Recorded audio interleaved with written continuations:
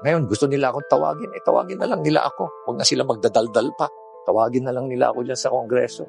At doon na lang kami mag-usap at magkita. Matapang na ipinahayag ni Baguio City Mayor Benjamin Magalong na handa siyang magbigay ng ebidensya sa umano'y kickback ng ilang kongresista sa mga proyekto ng Hinihintay gobyerno. ko nga yung kanilang notice at yung kanilang summon. Tawagin na lang nila ako. But they have to allow me to do my present. Kasi resource person naman ako doon. Di naman ako accused doon. Huwag nila akong tratuhin na accused ako doon. They have to treat me as a resource person. Besides, ilang beses naman na ako humarap dyan sa congressional hearing na yan. Alam ko na yung sistema nila dyan. Alam ko na rin yung pagka-standing nila dyan. Basta importante lang, diretsuhan lang usapan dyan. The contract alone at yung detailed unit price analysis, diyan mo na kaagad makikita. Ebidensya na yan. Pero wala. Ayaw nilang tignan.